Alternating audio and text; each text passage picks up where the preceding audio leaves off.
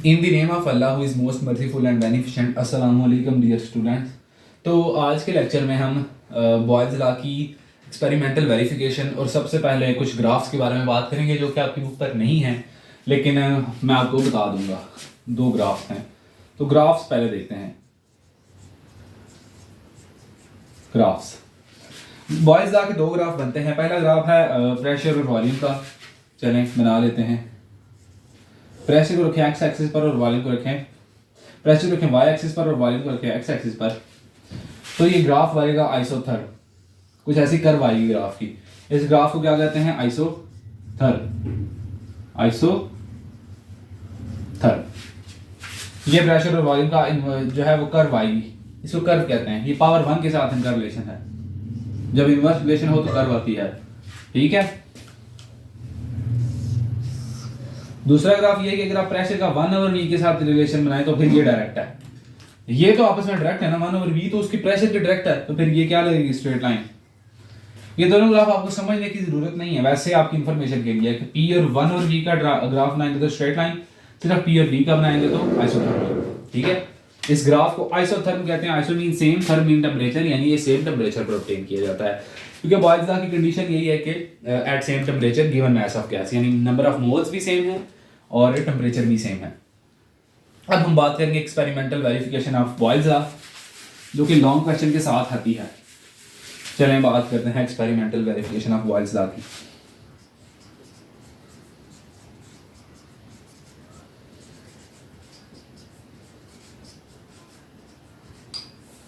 Experimental verification of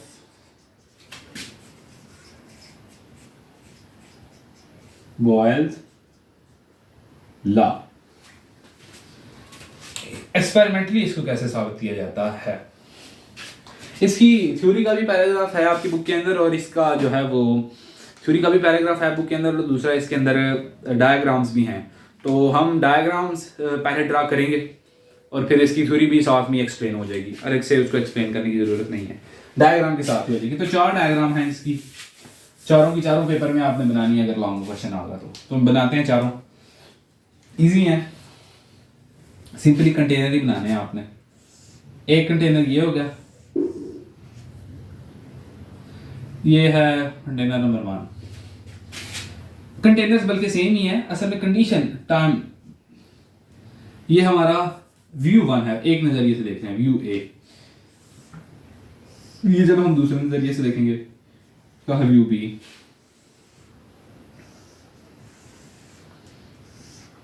ये जब हम तीसरे नजरिए से देखेंगे व्यू नंबर सी, और ये जब हम आखिरी नजरिए से देखेंगे व्यू #D।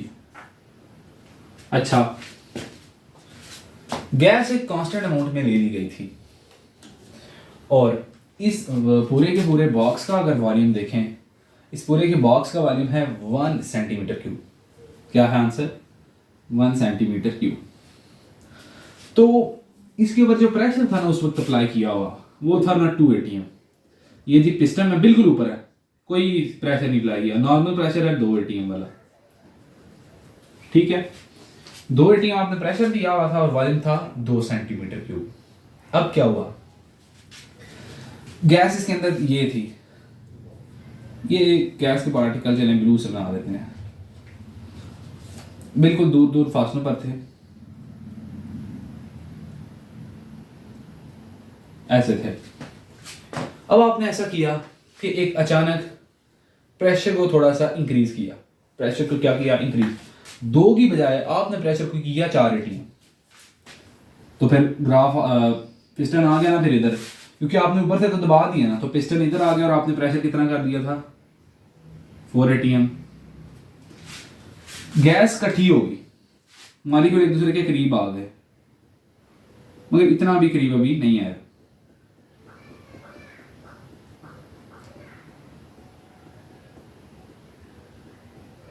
ये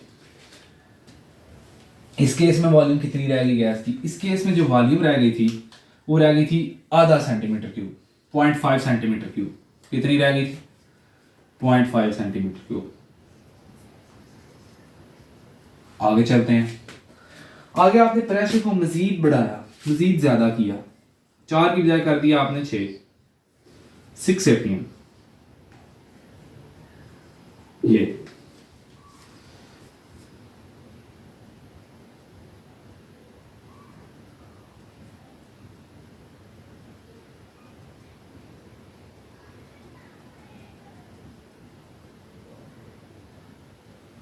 गैस के मॉलिक्यूल मजीद इकट्ठे हो गए और वॉल्यूम मजीद कम हो गई।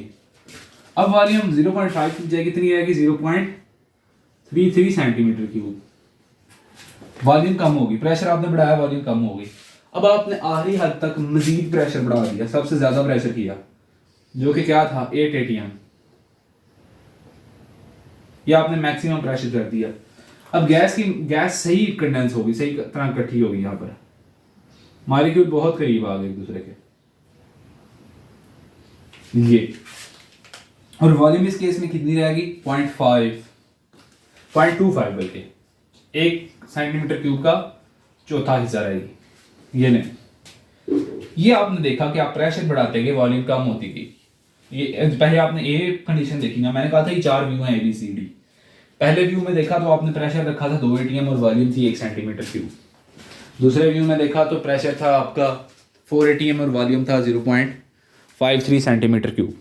तीसरे केस में आपने प्रेशर को कर दिया 6 ATM और वॉल्यूम आपकी होगी 0.33 सेंटीमीटर क्यूब। अब लास्ट केस में आपने प्रेशर सबसे मैक्सिमम बढ़ा दिया और वॉल्यूम आपकी होगी 0.25 सेंटीमीटर क्यूब। अब ऐसा क्यों हो रहा है, क्योंकि हमने लास्ट लेक्चर में लास्ट रिलेशन यही पढ़ा था कि वॉल्यूम का प्रेशर के साथ इन्वर्सली रिलेशन है, यानी प्रेशर बढ़ाओगे तो वॉल्यूम कम हो जाएगी और वॉल्यूम बढ़ाओगे तो प्रेशर फिर कम हो जाएगा। अब इधर वॉल्यूम हमारे पास डिपेंडेंट फैक्टर नहीं है, वॉल्यूम बल्कि डिपेंडेंट है, प्रेशर इंडिपेंडेंट है। अब वॉल्यूम जो है वो डिपेंड कर रहा है प्रेशर के ऊपर, क्योंकि प्रेशर हमारे कंट्रोल में है। अब अगर हम वॉल्यूम को अपने कंट्रोल में करेंगे तो देन प्रेशर जो है फिर वो डिपेंडेंट हो जाएगा और वॉल्यूम इंडिपेंडेंट, क्योंकि वो हमारे पास आ गई है। तो इधर हमने प्रेशर को क्या रखा है, इंडिपेंडेंट, और वॉल्यूम को रखा है बतौर डिपेंडेंट करैक्टर, ठीक है।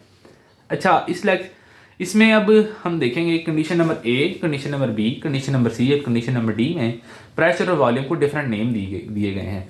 आइए चले इनका प्रोडक्ट फाइंड करते हैं और अपने उस लॉ को प्रूव करते हैं कि PV = K ही होता है अगर गैस का मास और टेम्परेचर कांस्टेंट रखा जाए। याद रखिएगा तीनों सीन्स में A B C D, ना तो हमने गैस को कम ज़्यादा किया है और ना हमने टेम्परेचर को चेंज किया है। Given the mass of the gas and the temperature of gas are remain constant. तो अब हम बात करते हैं इनको नाम देने की।